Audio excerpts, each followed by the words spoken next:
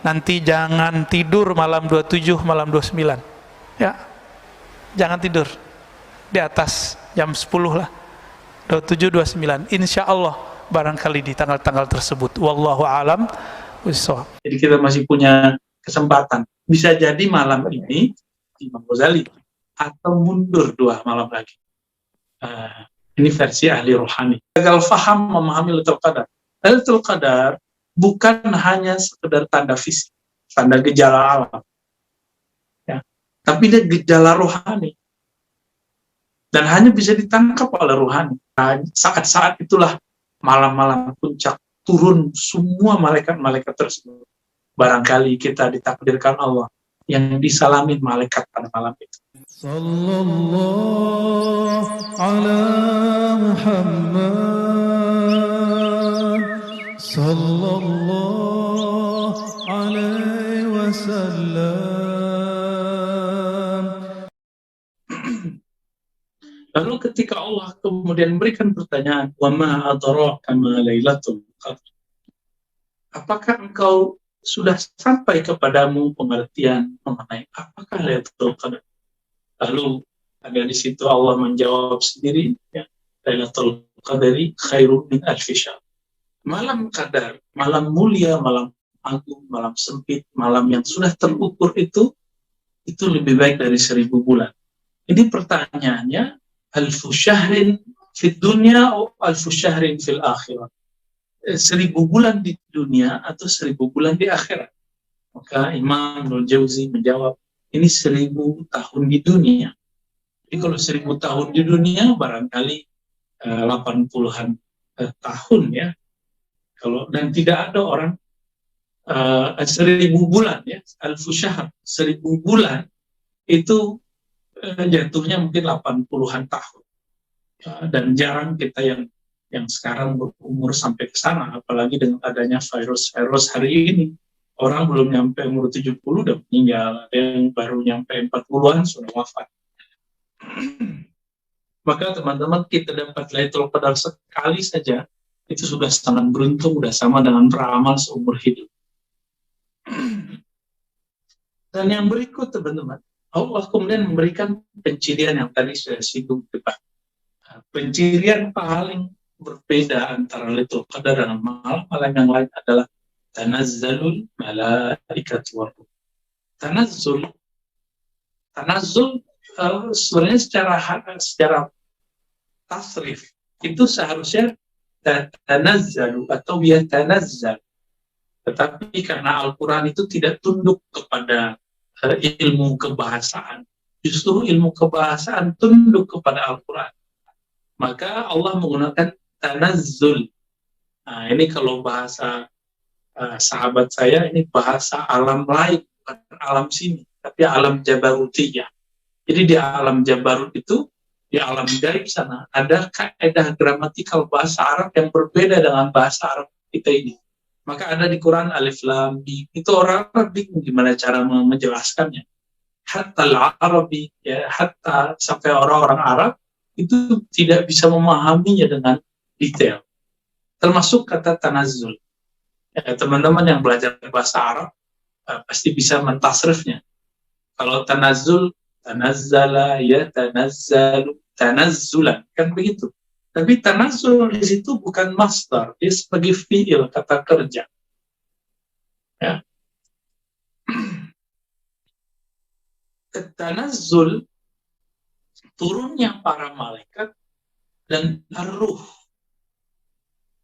Nah, ini Allah bedain, ada malaikat dan ar-ruh. Nah, satu hal yang saya berbeda dengan Imam Ibnu Qayyim di situ adalah Imam Ibnu Qayyim mengartikan ar-ruh dengan Jibril. Tapi berdasarkan penelitian kita beberapa waktu ini, ar-ruh di situ bukan Sayyidina Jibril, tapi itu ar-ruh yang spesial yang mencirikan malam Lailatul Qadar. Karena malaikat Jibril sudah satu rombongan dalam kalimat al-malaika. Teman-teman, al-malaika itu plural, jamak dari malak. Malak artinya malaikat. Bahasa Indonesia mengambil kata pluralnya, tapi diartikan satu. Misalnya kita nyebut orang alim, kita nyebutnya ulama. Pada ulama itu artinya kan banyak. Sama. Kita menyebut malaikat Jibril, seharusnya malaikat Jibril. Tapi begitulah perkembangan bahasa, serapan bahasa itu boleh saja berubah dari serapan aslinya. Jadi tanazzalul malaikatu warruh. Imam Ibn Hajar Al-Asqalani ketika menjelaskan hadis Lailatul Qadar, beliau menyebutkan banyak riwayat dari Imam Baihaqi, dari Imam Ibnu Mubarak, Imam Ahmad, dan Ibnu Abi Dunya. Itu ada satu riwayat yang menyebutkan bahwa di saat malam Lailatul Qadar itu turun malaikat dan jumlahnya lebih banyak daripada butiran-butiran debu, butiran-butiran pasir, daripada butiran-butiran tanah. Jadi lebih banyak daripada yang kita bayangkan. Teman-teman, manusia ini kan cuma di bumi. Sedangkan malaikat itu memenuhi bumi, langit yang 7, dan segalanya. Ya, sampai ke Sidratul Muntaha sana, mereka itu banyak sekali. Sedangkan kita cuma di bumi. Mereka banyak sangat banyak. Itulah sebabnya malam itu bumi itu sesak oleh malaikat. Tetapi karena malaikat ini makhluk ruhani, makhluk cahaya, tidak makhluk fisik, maka itu tidak terasa oleh fisik, tapi terasa indah dan syahdunya di dalam rohani seseorang. Dan yang berikut ya, kata tanazzalul malaikatu waruh. Kenapa saya mengatakan ar-ruh di situ bukan Sayyidina Jibril? Karena Sayyidina Jibril itu di Quran penyebutannya beda-beda. Ada Ar-Ruhul Amin. Jadi kalau ada ayat Ar-Ruhul Amin itu Sayyidina Jibril. Ada lagi Ruhul Kudus, itu beda lagi. Ya, Roh Kudus, Roh Spirit yang suci. Ada Ar-Ruh. Nah, ini dua hal yang berbeda. Kita nggak boleh samakan antara ayat ini dengan ayat ini. Waktu turunnya malaikat itu dimulai, jadi al-malaikah turunnya semenjak maghrib. Jadi bagi ahli kolbu, ahli ruhani, mereka bisa merasakan kesyahduan, keindahan itu mulai dari maghrib, itu sudah mulai sangat-sangat menyentuh, kira-kira begitu. Udaranya udah mulai sejuk, kayak disebutkan dalam hadis itu, udaranya la barida wala har, la baridata wala harata, nggak terlalu dingin, nggak terlalu panas. Terus apa? Darjah. Kalau diterjemahin barangkali terjemahannya sejuk, ya. Barangkali sejuk kalau diterjemahkan. Tapi saking sejuknya itu cocok sekali untuk tidur. Itu sebabnya di malam itu banyak yang keasikan tidur dan susah bangun. Sangat susah bangun. Maka teman-teman nanti malam dan malam 29 coba berbukanya sederhana aja, jangan banyak-banyak ya, jangan balas dendam. Siapa tahu kita ini ada yang saya tambahkan maknanya satu dari Ibnu Al-Jauzi. Qadar itu satu akar makna dengan takdir. Siapa tahu kita bagian dari hamba-hamba Allah yang ditakdirkan ketemu Lailatul Qadar. Amin ya Rabbal Alamin. Maka mulai kurangi siangnya, nanti jangan lupa ntar siang ada zuhur atau sebelum zuhur agak qailulah sedikit. Qailulah berarti tidur yang sedikit di siang hari. Jangan kaitsurah ya, jangan banyak-banyak.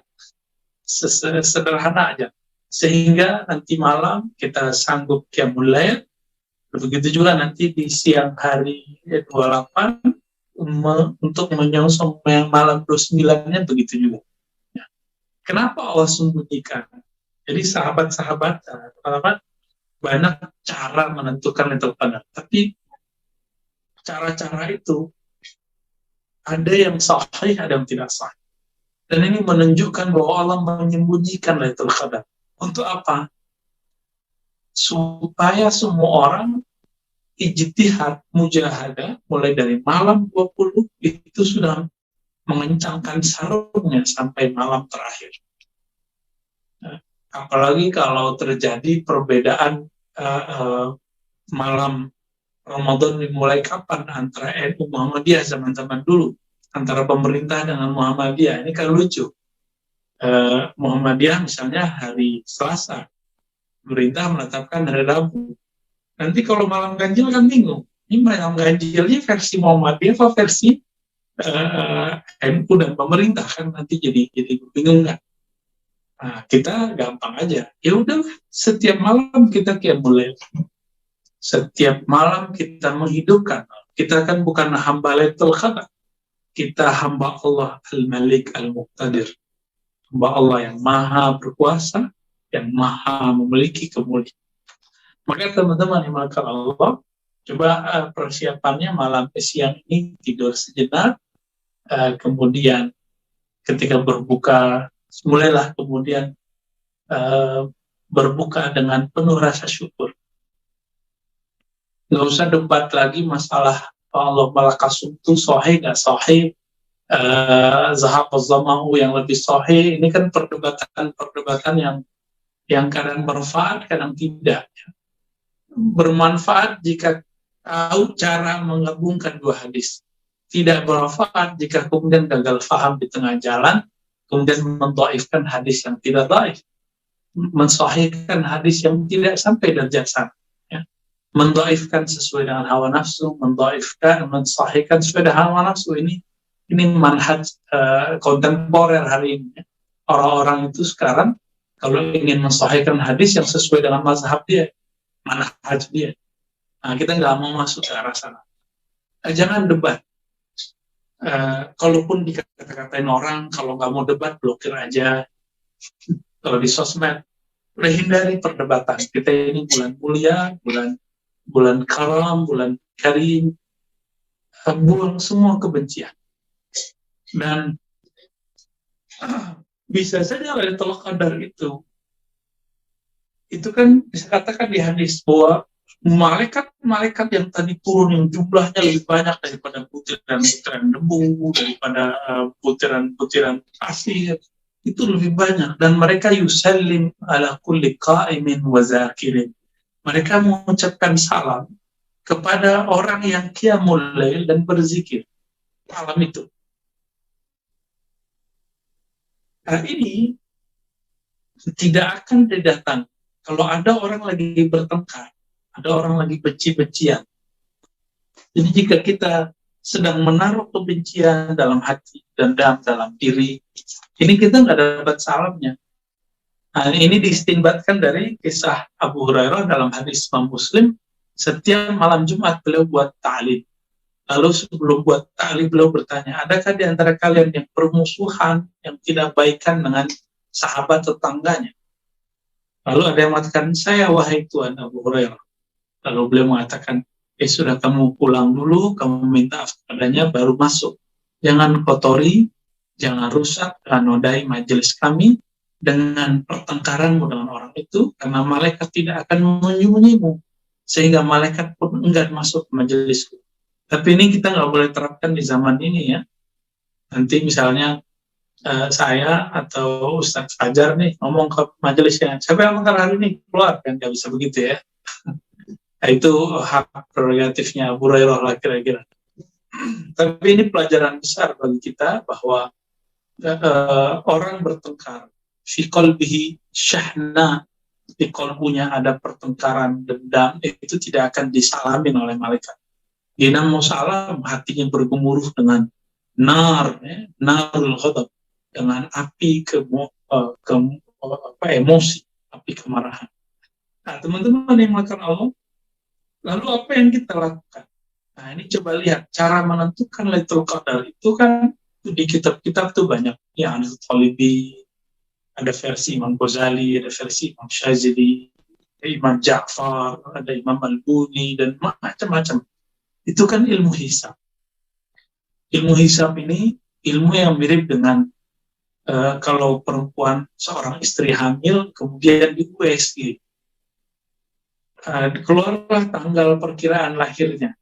Apakah benar lahirnya di tanggal itu? Kan belum tentu.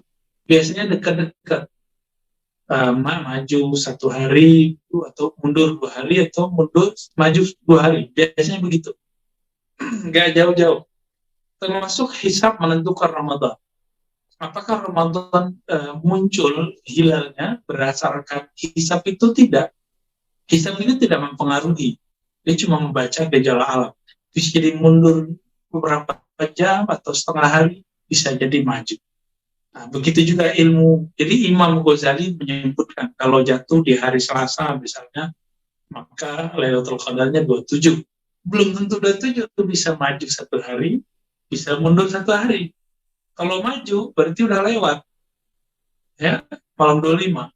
Kalau mundur, dan insya Allah ini mundur nih Ustaz Fajar, jadi kita masih punya kesempatan. Bisa jadi malam ini Imam Ghazali, atau mundur 2 malam lagi. Ini versi ahli rohani. Lalu bagaimana caranya? Saya tidak tertarik dengan hitung-hitungan itu sebenarnya. Kenapa? Karena di dalam hadis Imam Bukhari, hadis Imam Muslim, ada 2 riwayat disepakati. Imam Bukhari ini dapat dari gurunya Muhammad bin Yusuf. Muhammad bin Yusuf Al-Madani adalah murid terakhir Imam Malik yang masih ada. Perguruan dengan Imam Syafi'i, tapi ada kelasnya. Paling muda lah kira-kira begitu. Jadi Imam Bukhari ini pernah bertemu dengan orang yang satu angkatan ngajinya dengan Imam Syafi'i. Itu Muhammad bin Yusuf yang umurnya panjang, wafatnya lebih kurang 219 Hijriah. Ini sekitar lesa bedobat ya, tapi kira-kira ini perkiraan. Artinya Imam Bukhari ngaji kepada beliau di 10 tahun tersebut. Nah, belum mengatakan dari Imam Malik, Malik dari Nafi', Nafi' dari Ibnu Umar. Nah, Imam Muslim juga dapat dari sahabatnya Muhammad bin Yusuf tersebut ya, dari jalur Yahya, seingat saya. Mereka jalurnya sama nanti dari Malik dan Nafi' Ibnu Umar.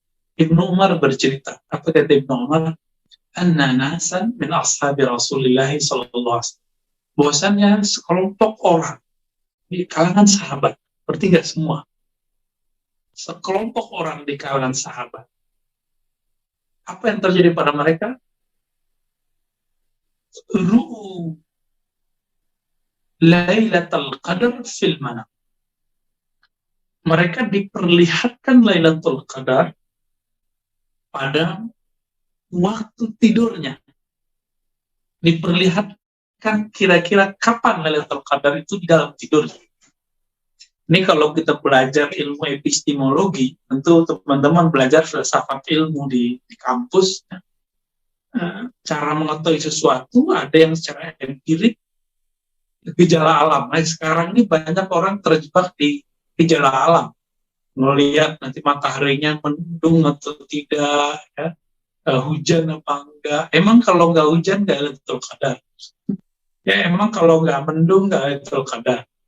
Ini gagal paham memahami Lailatul Qadar.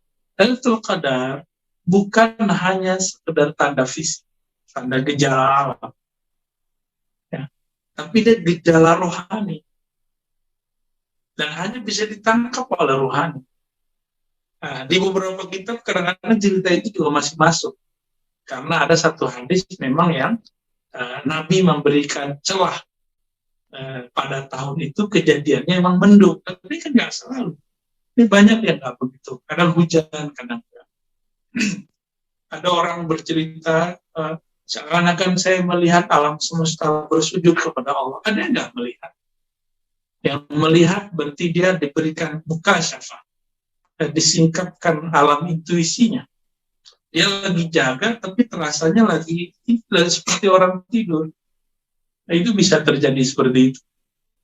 Sahabat-sahabat Nabi ini sudah sampai pengetahuannya kepada tidak hanya empirik, tidak hanya rasional, hitung-hitungan, tidak hanya tajribah secara eksperimen fisik, tapi sudah masuk kepada tajribah dzauqiyah, eksperimen rohani. Jadi intuisinya yang bermain.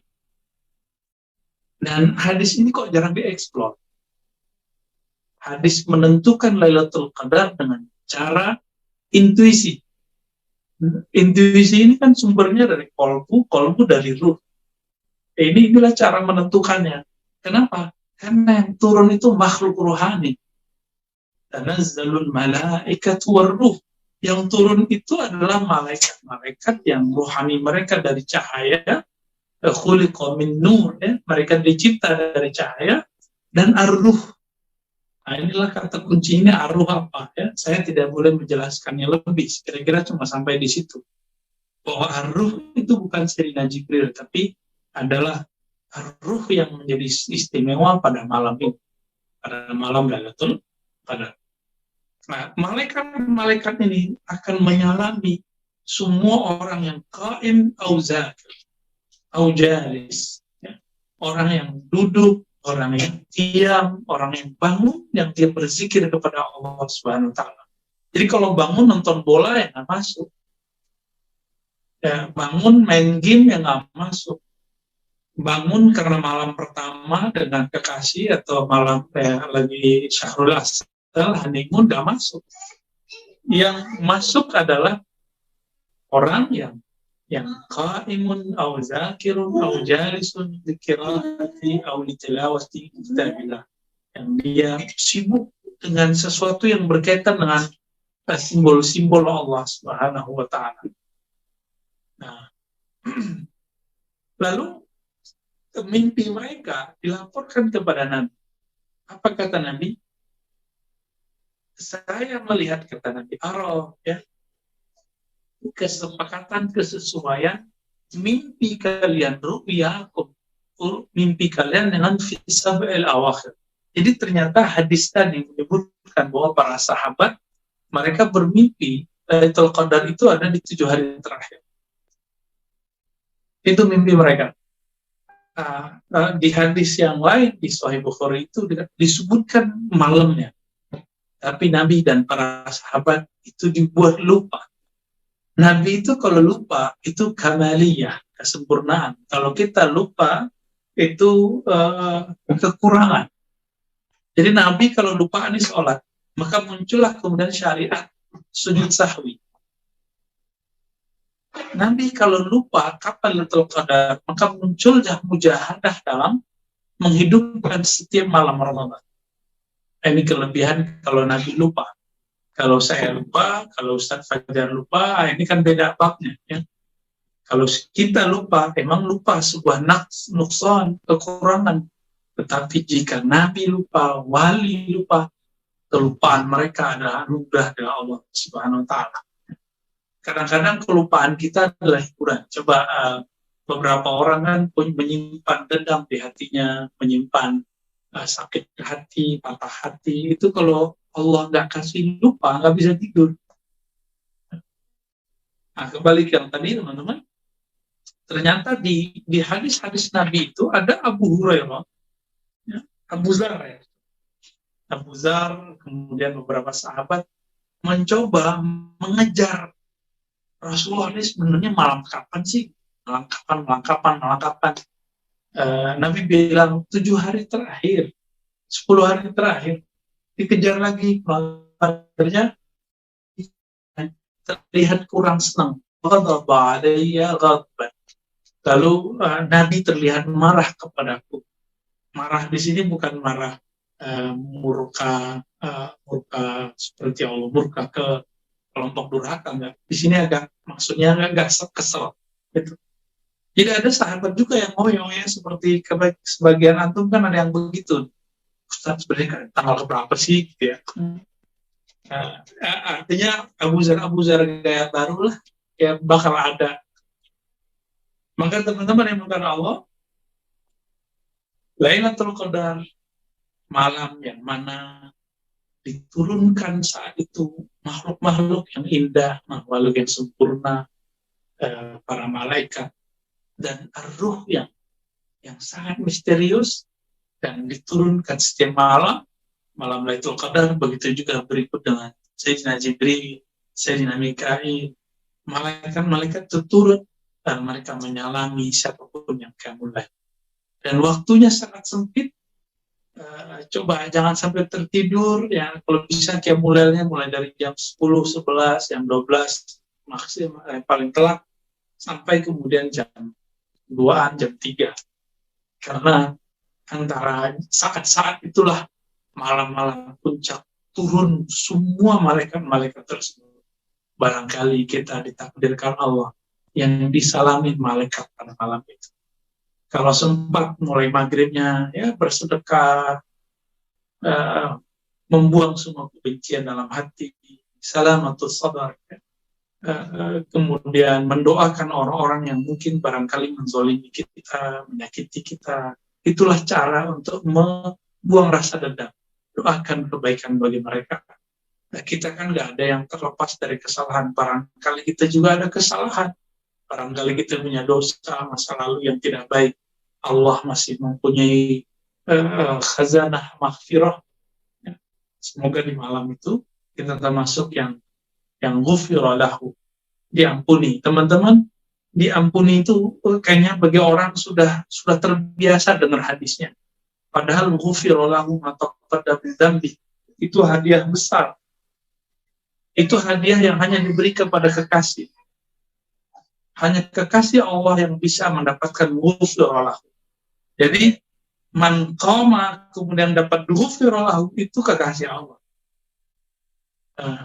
Teman-teman yang dimuliakan Allah, kira-kira itu sedikit yang dapat kita sarikan dari kalam Imam Ibnul Jauzi dan juga beberapa tambahan dari keilmuan kerohanian dalam Islam mengenai indahnya Lailatul Qadar, indahnya malam turunnya malaikat-malaikat yang sangat indah, ruh yang sangat sempurna. Demikian Ustaz Fajar, saya kembalikan kepada Ustaz. Apa kata ulama kita? Imam Ibnul Jauzi mengatakan, jika engkau ingin mendapatkan keberkahan, keberhasilan di malam Ramadan, Lailatul Qadar, maka mulailah menanam semangatmu, amalmu dari bulan Rajab. Kalau kita nanam padi itu 3 bulan, Pak, benar. Ditanam hari ini, setelah 1 bulan dia tumbuh, tapi juga tumbuh rumput bersamanya, maka kita bersihkan. Kata Imam Ibnul Jauzi, maka ulama salafus saleh dulu, di bulan Rajab mereka mulai qiyamul lail, dicoba 11 rakaat, 20 rakaat setiap malam. Kadang kuat, kadang tidak, kadang kuat, kadang tidak. Dimasuk bulan Sya'ban, capeknya hilang. Jadi kalau udah masuk bulan Sya'ban, capeknya hilang. Apa yang harus dibersihkan? Kekurang-kurangannya dihilangkan. Ini yang disebut, di bulan Sya'ban cukup merapikan apa yang sudah ditanam. Nanti di bulan Ramadan cukup memetik hasil. Karena kami punya rumus, Pak. Coba lihat Nabi Yunus, berapa lama beliau di dalam perut ikan? 40 hari. Apa yang dia baca? La ilaha illa anta subhanaka inni kuntu minaz zalimin. Dan disebutkan di Quran, kalau bukanlah Zunnun Nabi Yunus itu minal musabbihin, dari orang yang banyak zikir, tentu dia akan terkubur di sana sampai kiamat. Maka jika ingin kolbu ini tidak mati, tidak terkubur, coba amalkan zikir ini, Pak. La ilaha illa anta subhanaka inni kuntu minaz zalimin. Amalkan terus sampai nanti bulan Sya'ban. 40 hari coba. 10 hari pertama bulan Sya'ban ganti zikirnya. Terus setiap malam qiyamul lail. Karena Lailatul Qadar itu bukan terjadi begitu saja. Masa orang Lailatul Qadar cuma ingin dapat Lailatul Qadar malam 27. Terus tidur di masjid. Sejak kapan orang tidur di masjid dapat Lailatul Qadar? Kita lihat orang pindah tidur, Pak. Plok. Lailatul Qadar apaan? Nanti jam 2 bangun. Lailatul Qadarnya udah lewat, jam 12 udah lewat. Rata-rata rahasia-rahasia itu turunnya mulainya jam 12-an, tengah malam itu. Pas tengah malam itu, di situ banyak orang tertidur. Di saat tertidur itulah Allah lihat, Allah pandang kalbu yang masih hidup. Innallaha yanzuru ila qulubikum. Allah pandang kalbu yang hidup. Jadi coba Pak, latihan. Mulai malam ini, coba kalau bangunnya agak lebih awal, jam 3. Nanti sampai jam 4, rehat sebentar. Jadi 1 jam beramal. Itu dahsyat itu. Kalbunya akan luar biasa. Orang yang setiap hari jalan cepat, setengah jam, jantungnya sehat. Benar nggak? Maka disebut dengan senam jantung. Kenapa kalau dokter yang ngomong, ayo Bapak ini punya masalah jantung nih, jalan cepat setiap hari setengah jam. Kenapa patuh? Padahal tubuh ini bakal kita tinggalkan. Kenapa kalau dokter yang ngomong, buya yang ngomong, syekh yang ngomong, kiai yang ngomong, ustadz yang ngomong gak mau diamalkan? Apa masalah kalbu kita ini? Apa kata guru kita? Apa kata syekh kita? Apa kata nabi kita? Apa kata Allah, Rabb kita? Wa minal lail fatahajjat bihi nafilatan lak. Sebagian malam maka bangunlah. Pengen jadi wali Allah nggak Bapak Ibu saudara karena Allah? Pengen jadi wali Allah? Serius? Ingin jadi wali Allah? Bangun tahajud. Hanya itu maharnya, nggak ada lagi. Mahar jadi kekasih Allah di saat orang sibuk untuk memanjakan tubuh, dia sibuk memanjakan rohnya, kalbunya. Hubungan kita dengan Allah itu hubungan kita dengan roh. Kenapa? Allah menyebut wa nafakhtu fihi min ruhi. Aku tiupkan rohku kepada tubuh manusia. Allah menyebut rohku, roh milikku. Oleh karena itu, ketika orang meninggal yang dibaca innalillah, itu sebenarnya kebahagiaan bagi roh orang mukmin. Kenapa? Dia pulang kampung. Saya mau tanya Pak, yang orang yang bukan orang sini, senang nggak pulang kampung? Senang. Itu baru kampung fisik. Betapa indahnya dan nikmatnya, merindukannya si kalbu itu pulang kepada yang punya kalbu. Roh itu pulang kepada yang punya roh. Tapi Bapak ini mau pulang kampung, nggak pernah kirim bantuan untuk masjid kampung, nggak pernah kirim duit untuk orang tua di kampung, nggak pernah bantu saudara di kampung, nggak pernah nyapa orang kampung, nggak punya rumah lagi di kampung, berani nggak pulang? Nggak berani pulang.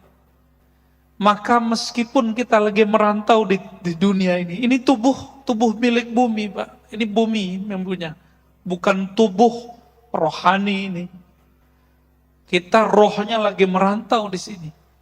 Maka rajin-rajin nabung. Ini hadis terakhir yang saya mau baca. Salat syuruknya boleh ditunda ya.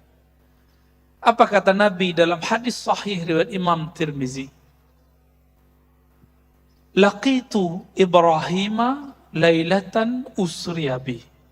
Aku bertemu Nabiullah Ibrahim pada malam aku dimi'rajkan, diisrakan. Di mana itu? Di langit ke-7.